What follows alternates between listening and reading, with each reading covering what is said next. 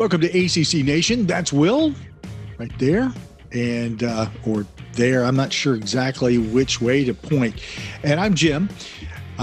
We invite you to watch us on YouTube and, of course, see why we have faces made for radio. For some reason, we're on video. What can I say? Well, a lot of baseball, a lot of sports to talk about, but primarily it's all about baseball. So that's what we're going to be talking about tonight. But before we get there, let's talk a little bit about the NCAA outdoor track and field championships out in Oregon. Two individuals out of the ACC won championships. The first was Michaela Meyer of Virginia, 800-meter title. And then there was Ellie Hennis, the 5,000-meter winner out of NC State. And that was 30 years after her mom, who is also her coach, won a title for NC State. So pretty cool. I mean, and man, I watched several, I didn't catch the 800-meter. I just some of Michaela's and Ellie's interviews, but I did watch Ellie's run. Wow. Just impressive. Just amazing stuff. There's some really good track and field video at ncaa.org and .com, whichever one you want to go to. It'll get you there one way or the other.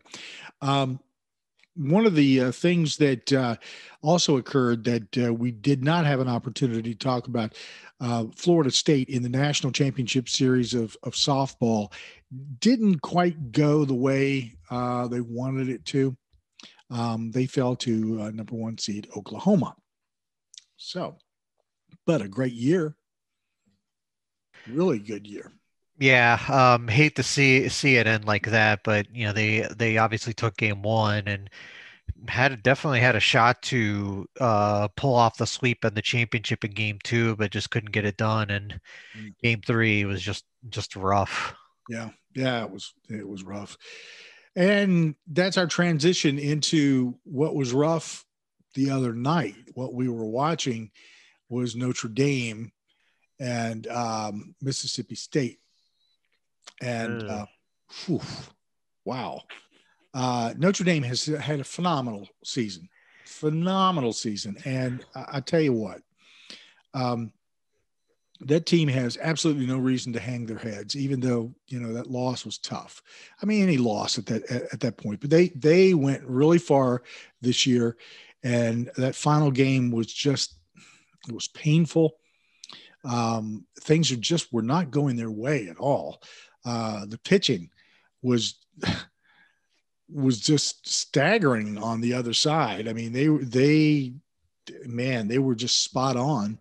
And that normal hitting machine for the Irish just was not performing at all. It was just not there. So, yeah, it's hard to really get into a groove when you're down. What was it, like 10-2 in the fourth inning or something like that? yeah. As they were in game three on Monday night. And they still came back, made it a game. I know they scored a few runs late. They scored 3 in the fifth and 2 in the seventh to make it the final 11-7, including the home run by Nico Cavadas that I think actually went out of the stadium. He hit it so far. That was absolutely destroyed it. They talked about the guys who were doing the game talked about how the covering probably had come off of that ball. Yep. They hit it so hard. That ball went an extra mile. That series started out with Mississippi State. It was number 7 seed, and Notre Dame at number 10. Started out with game one on the 12th of June. With Mississippi State taking it 9-8. Now, Notre Dame came back and really fired up and took the game the next day 9-1. And the final on game 3, the one that was you're rooting for Notre Dame. Mississippi State came up with an 11-7 win. It just could not be stopped in that game at all.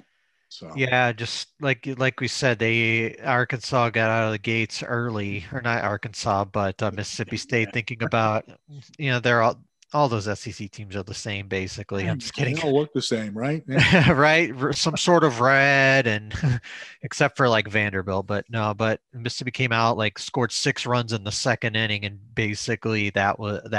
There was no it was going to be awfully difficult, and kind of taking a look at this kind of the grand view of Notre Dame's performance, and the pitching really did let them down in the series.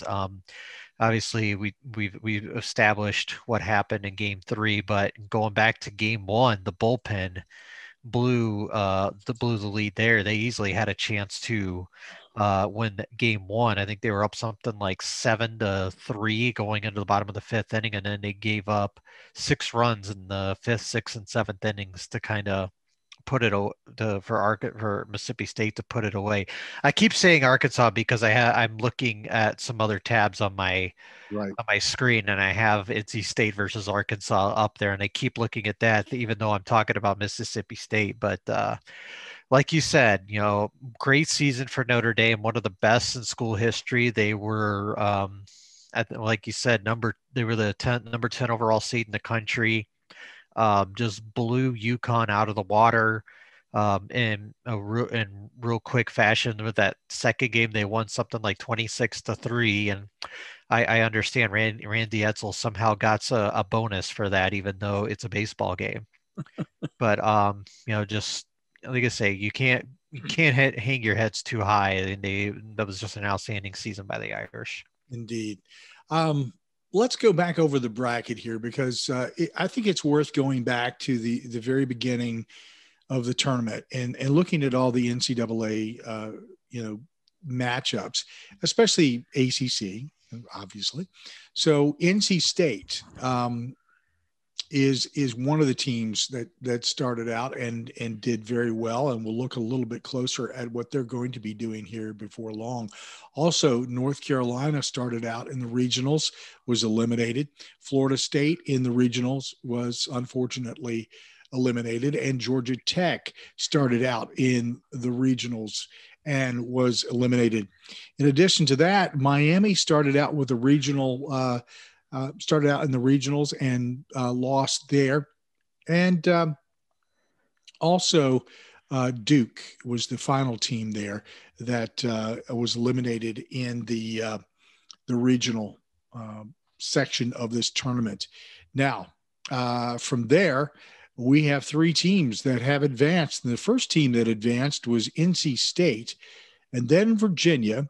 And we were crossing our fingers for Notre Dame, but alas, the luck of the Irish had run out. So now what we're looking at is NC State. And let's go back, Will. Let's talk about the fact that how NC State started out and what they've accomplished, especially in the super regional, because now that's where we talk about Arkansas, because this is certainly not a team that, to sneeze at. The Razorbacks were the number 1 seed. And I say were because they are no longer. They're not the top seed, period, because NC State bumped them off. But let's go back to the Ruston Regional, where NC State was, in there with Louisiana Tech, Rider, and Alabama. And let's look at what NC State did.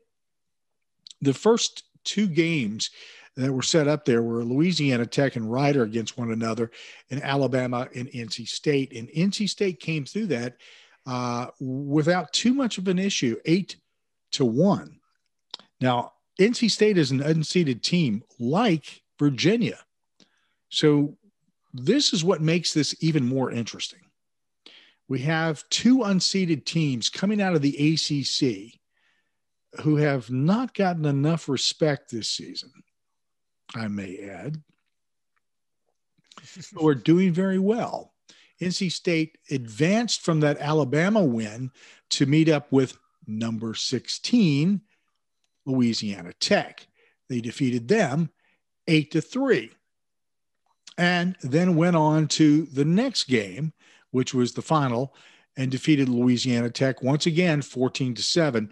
And I would say definitively saying that they definitely were the best team in that regional between all four of those teams, because they were very dominant in their play. Now, this sets them up with an interesting match with Arkansas. Arkansas was in a regional in Fayetteville with Northeastern, NJIT, and Nebraska. So now we stay in Fayetteville, and this is an advantage without any doubt. It's an advantage for Arkansas, and this is where NC State, boy, you really thought it was all over with when this whole thing started. Yeah, that first game. You take a look at that first game and you figure, oh geez, Arkansas is just gonna maul them and just basically basically sleepwalk their way to the College World Series. They won the first game 21-2. That 21-2, folks. They actually only scored in 5 innings. They scored 3 in the second, 4 in the third, 5 in the fifth, 6 in the sixth, and 5 in the eighth. So when they were scoring big time, and just felt like no matter what NC State pitchers did, they couldn't get them out. I mean, you look at the lines and you such about every pitcher except for one allowed a run, but that one also issued 3 walks. So just a big struggle for the NC State pitching staff in game 1. So, but they clearly rebounded right away off of that. Didn't let that game affect them at all. Ended up winning game 2 6-5. Scored 4 runs in the fourth to kind of pull away. They were up 6-2 going into the seventh, and Arkansas scored 3 runs and make it 6-5. But this time the NC State bullpen held on, namely Evan Justice going 2 2/3, striking out 4, giving up two hits and an unearned run. So great pitching effort by them in game 2, and like game 3, that was quite the nail biter. But NC State was up 2-1 for a good chunk of the game until Arkansas tied it in the 7th. But Jose Torres hit a pretty mammoth home run in the top of the 9th to give NC State the lead and ultimately the win, as once again Evan Justice going 2 innings, striking out 2 in relief to nail down the save for the win, or I think that's technically the win for the Wolfpack. Yeah, he got the win in that game, and just a great game right there. And they knocked off the number 1 overall seed in Arkansas, and I can't remember exactly the last time NC State was in the College World Series. I don't have that in front of me, but it's been a few years. 3 years. Yeah. 53. Yeah, it's been a long time. And Elliott Avent, we've talked about the job he's done at NC State with the Pac-9, and he's done, and it kind of shocks me that he hasn't taken this team to the College World Series yet. But I think they actually would have had a shot last year if not for COVID. But they made it again this year. And I think this is the one thing I can say about NC State and about Virginia is they're scrappy teams, and it reminds me a lot of the Arizona Diamondbacks back when they were really hot. And it was kind of almost not completely a no-name team out on the field. Now, they had a great pitching staff. Right. You're talking like early 2000s when they had Randy Johnson and Kurt Schilling, but Big Bird. Yep. Yeah. Love watching him pitch. I mean, just amazing. But everybody else was like, who? You kind of felt like it was that Oakland A's thing all over again. It's right. Like, let's look at the numbers, guys. It's what is that? Moneyball? Is it? Yeah, Moneyball. We were just talking about that on Twitter not long ago.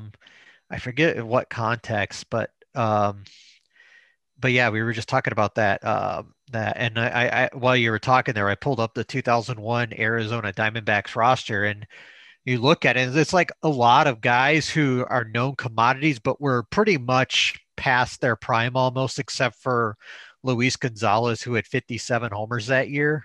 Mm-hmm. But you got like Mark Grace at 37, Jay Bell at 35, Matt Williams at 35, Steve Finley at 36. So, those guys, like say, were pretty much at the end of their careers anyways. It was a scrappy team, man. It's like Yeah. they did stuff that just was impressive. It was like, you know what? This is our shot. This is our shot. And we're just going to give everything we can. And I've seen that type of play throughout this tournament, and it has been wonderful to watch. I I have never enjoyed college baseball as much as I have this season. It's just been phenomenal, and maybe it's because I've been taken away from it for a while. Haven't been watching pros or anything else, and it's just when you get away from something for any period of time, it's like I love key lime pie, but I have been spoiled. Uh, the last time I went to Key West, I made a point. This is how insane I am. I made a point of traveling all over the Keys and going to every little dive place that I could find that offered key lime pie. And there is no set standard for key lime pie, but they're all really good if you have fresh key limes used in the mix. So I did that because, again, that's how crazy I am. But when you get away from something long enough, and that first bite that you have when you come back to it is like just the best. And that's what this year has been for me. It's that first bite of baseball. This tournament has just been that first bite. The whole thing has been the first bite. And I have loved every bit of ball that I've been able to watch this season. And the scrappiness, the pitching has been phenomenal. Some of these guys are just doing things that are crazy. And the play, it's so much fun. But NC State, definitely. You've seen how far they've come this season. And you're right. I think that last year, NC State would have been here in the same situation. And might have even been better. I don't know. I really can't compare in my head the change, if any, in the roster there. So, but you never know. But anyway, NC State, off of that 2 out of 3 series in Fayetteville against the number 1 seed Arkansas, unseeded, is now in bracket 1 of the College World Series in Omaha. Man, what more could you ask for? Not going to be an easy task when you got everyone's least favorite team, Vanderbilt, Arizona, and Stanford. NC State will open up play against Arizona on Saturday, so that should be a game. Obviously, NC State won't be afraid of them because they just beat the number 1 overall seed, so that should be quite the game. Right. In bracket 1, it's number 4 seed Vanderbilt with the Whistler, number 5 Arizona, number 9 Stanford. Again, I cannot emphasize this enough. This is a story in and of itself. Unseeded NC State is the 4th team in that bracket. So let's go down to bracket 2 and talk about the next team from the ACC that's in here, who is also unseeded, and that's Virginia, who hasn't been in the College World Series since 2015. And you know what they did in 2015? They won it all. They won it all. So, and there's a lot of people talking about there's some similarities between that team and this team. I remember that series well. I'm not sure I would go that far out on a limb to say that Yeah. there's similarities to that degree. So, Yeah, I think the hitting on that team on the 2015 team might have been a little bit better than this one, but I think I might prefer the pitching on this year's team. But it's real close. Like you could really go either way. so let's go back to Columbia because we had Columbia as the regional and Columbia as the super regional, which is a little bit unusual, but that was some of the COVID after effect. Let's look at what happened in Columbia with Virginia because it was a mixed bag. It Uh, was a mixed bag. Very mixed, as a matter of fact.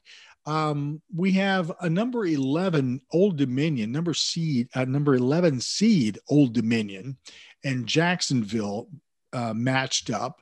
And then there was unseeded Virginia and unseeded South Carolina.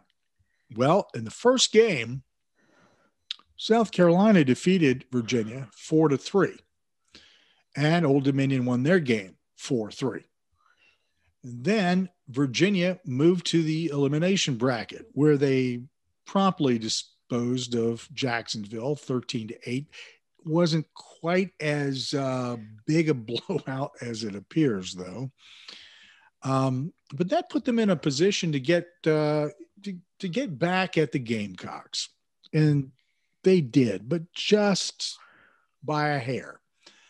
So they win 3-2. Well, that puts them into a matchup with number 11 seed Old Dominion. And it was a necessity to win 2 games there in order to advance. And that's exactly what Virginia did. Virginia took the first matchup 8-3, and the second, which further extended this tournament. It's just incredible how much this tournament has been extended extra games. In the second game, it was Virginia 4-3 over Old Dominion. Now that was a tight game, to say the least. Yeah, the Saturday game or the game against the South Carolina was the one. They won the game 3-2, obviously, but the start of the game was Stephen Schock, who was awesome in relief, and then came the famous Dippin' Dots comment post game, and Caves suddenly became Caves. a national sensation overnight. Then they moved on and whooped up on Old Dominion later that night, 8-3. Um, Game that really wasn't that close. I mean, the Virginia's pitching was phenomenal that night, and obviously they had the go or go home game against ODU, and which Devin Ortiz walked it off after being the starting pitcher in that game, walked it off with a home run in extra innings to move Virginia onto the Super Regionals. And yeah, I mean that's the reality of pretty much any tournament game involving Virginia. It's the cardiac calves. Nothing's ever going to be easy.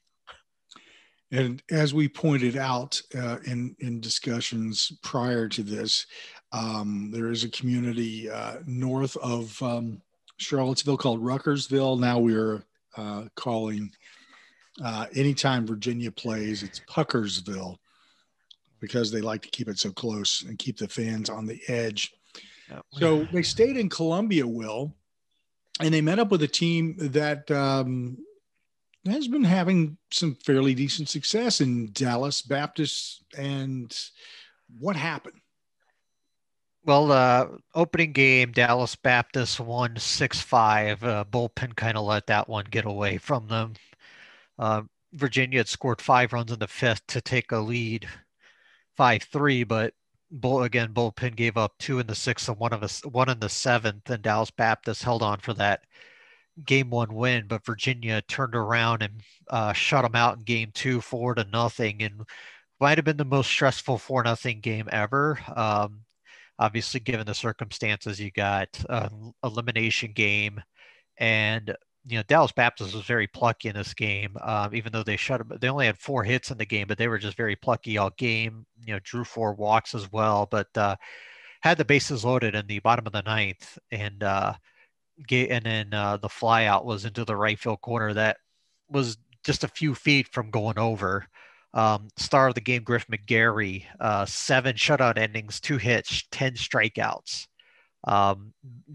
He had pitched earlier in the week and did very well, but he had to leave the game because of some blistering issues in the first game, and I think it got him here again too. But the bullpen really stepped up, and then Game 3, Virginia, thanks to Kyle Teal in a grand slam in the bottom of the 7th, won 5-2, and just a huge star in the making is Kyle Teal. I mean, he's a freshman who's been, probably the best hitter on the team, and it will be playing professionally here in a couple of years, or at least drafted to play professionally here in a couple of years. But Virginia, like you said earlier, Jim, back to the College World Series for the first time since 2015 when they won it all.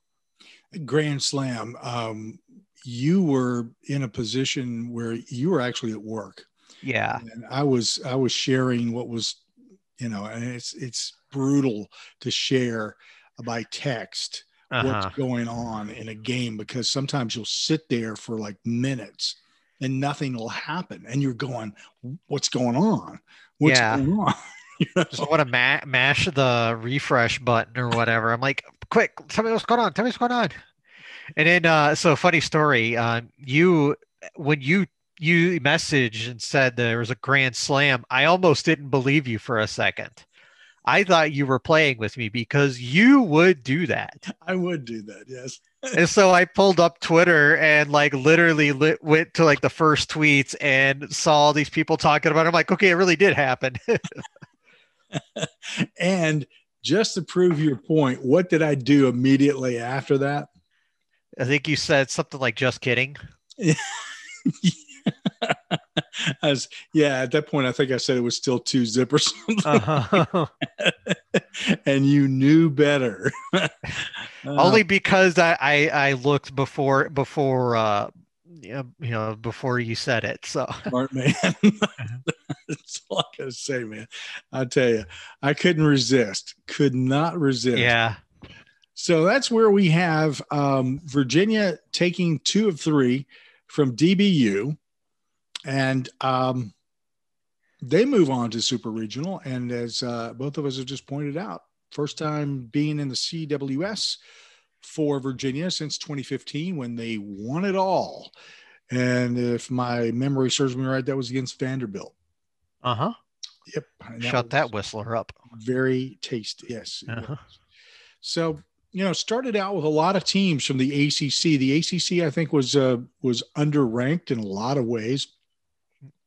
I know one thing, that when we talk with Aaron Fitt from D1 Baseball, and he kind of focuses on the ACC and a lot of stuff that, because he's actually, I believe, resides in North Carolina.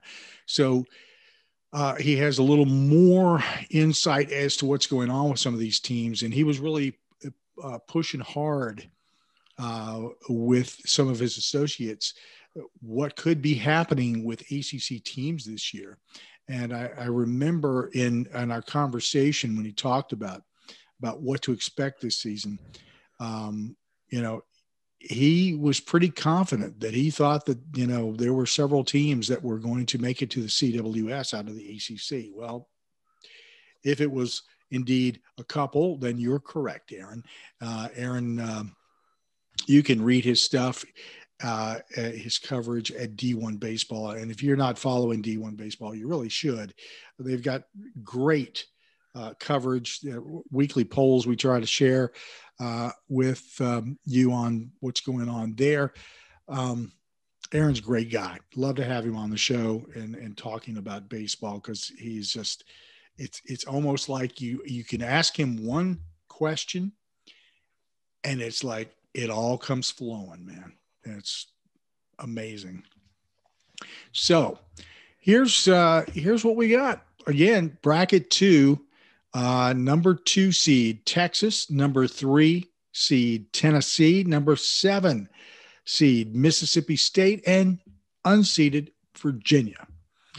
So this is another tough bracket. This is not going to be a cakewalk for either Virginia or NC State in either one of their brackets. It's tough. We've got some great teams here, and I've had an opportunity to watch a couple of these teams. Obviously, Mississippi State, had an opportunity to watch Tennessee, a little bit of Texas, Arizona, Vanderbilt, saw some of Stanford as well. Great teams. This is where the rubber hits the road, Will. This is where we're going to find out just what the Pac-9 and the Cardiac Cavs have.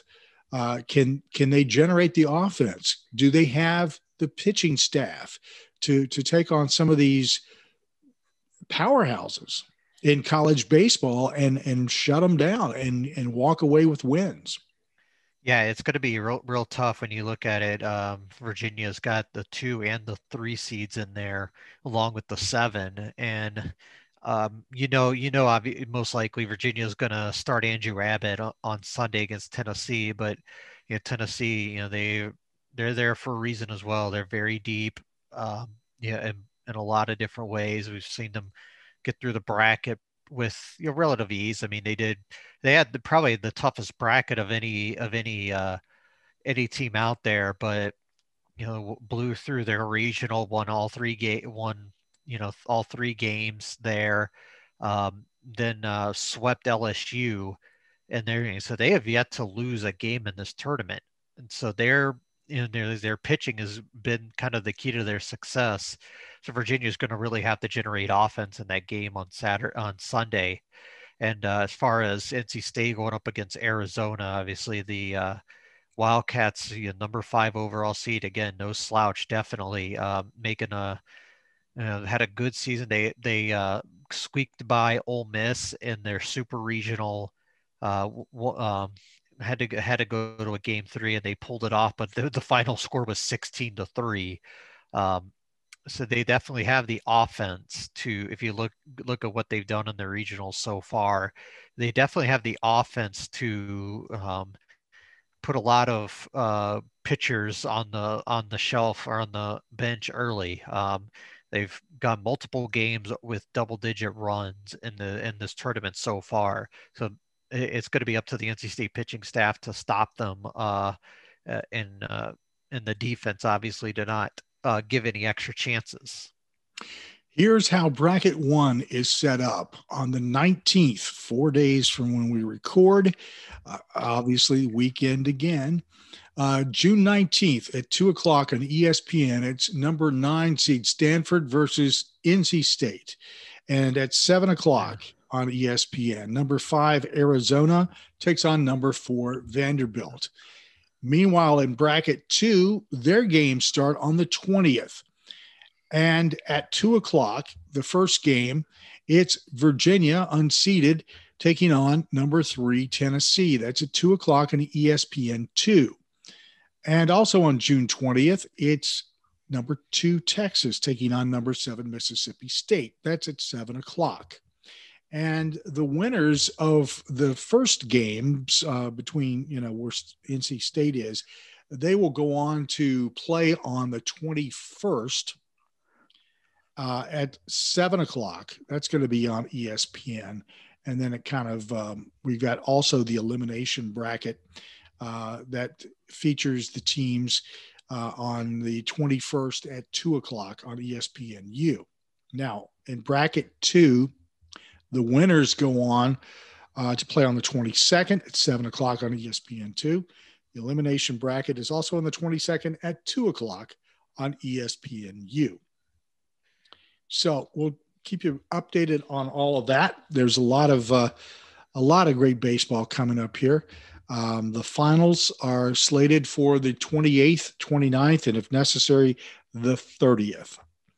And I would encourage you, whether you have a dog in this hunt or not, to watch the entire series, because you're seeing players that will be playing in the pros relatively soon. Or basically, as Will was pointing out, I believe it was Teal that you pointed to from Virginia, that hit the grand slam, a couple of years, he's probably going to be there as well. Um, there's a lot of excellent talent here that you don't want to miss the opportunity to see them in this situation, because you will not see the same thing out of players once they hit the majors. It's because of the way, the College World Series is set up with tournament and whatnot. It's just not quite the same in the majors as it is in the College World Series. I find the college end of things far more exciting at this point than the playoffs for the pros. But again, that's me, and everybody has a different like or dislike. How about you from the standpoint of college versus the pros? Because I know that you're a big follower of the Twins. Yeah. I'm more of a pro guy than a college guy. I still enjoy the college game? Yeah, definitely. I think there's just a charm to the college game that the professional side doesn't have, because there's some of these guys are not going to be playing anymore after these games, and they're going to go on and, as the NCAA says, go pro in something other than whatever sport they're playing. And I guess in this case baseball, but there's just a certain level of charm to the college game, and it's really not just for baseball but for all the college sports, because they're doing this for 3 to 4 years, moving on to the next phase of life. Yeah. Where the pros, if you miss one game, whatever, they'll be there the next time, and That's right. they'll be there for a number of years. One side note here that I wanted to share, because Will and I've joked about this a bit. Dave Wolpert and I were talking over the last couple of days, and Dave has handles photography and video and stuff like that for us, and he has talked about from the very beginning when he came on board that I want to go out to Omaha. I want to go to Omaha. And he even sent a list to me about all the things that he wanted to do way in advance. I mean, way in advance. And which I got to appreciate, that's planning. And, we joked about he had my name down there of he and Dave, the two of us going out to Omaha. Well, he's doing his best, and I'm pretty sure he's going. He didn't definitively show me his flight and his hotel room, but I'm pretty sure, based upon on the way that Dave does things, that he's going to Omaha, and he's going to provide a lot of coverage of these games. And Dave and I have been talking about whether or not we can provide some same day stuff and maybe some quick podcasts and stuff for people, coverage of all the games for Virginia and NC State, and keep you guys who are fans and whatnot updated on what's going on, and share some of the pictures and the action of that. And I'm sure that Dave will take, if you have not seen his section on our website, you should check it out. He's got some videos on there from some College World Series in the past, and it's really interesting to go back and look at some of the stuff that the pictures he's taken and he's put into sort of a video form or a photo montage. It's interesting to look at and to watch, and it brings back a lot of memories. So I'm sure he's going to be putting something like that together as well. That ought to be a lot of fun. And one last note here, since we're wrapped up with baseball, just wanted to bring this up with you, Will. You had the opportunity to watch Virginia win the men's basketball title in Minneapolis. And I found out that I didn't just find out, but I'm sort of planning this. Next year's, or this coming season's, championship is going to be in New Orleans. So that sort of puts it into the family connection thing. So I'm going to see if I can finagle that time to go down and watch a college championship down in New Orleans and enjoy it at the Superdome of all places. Oh, they're doing it at the Superdome, huh? Didn't Yeah, know which that. kind of blew me away, to be honest with you. Yeah, I mean, it's a big arena, and you figure with the way the women's game has grown, over the last few years, especially, and the ratings are skyrocketing. There's more interest in it, so I understand it. I don't think you're going to sell out the stadium, but could you get, you know, 30,000 in there? Sure, probably. Want more ACC sports news and interviews? Make ACCNation.net your homepage or follow us on Google News. Be sure to subscribe to ACC Nation on your favorite podcast or streaming radio platform. While you're there, we'd appreciate a rating and your support through PayPal. Follow us on social media at ACC Nation. And you'll find Will on Twitter at WillsWorldMN, and I'm at ACC The Q. Until next time, cheers. School.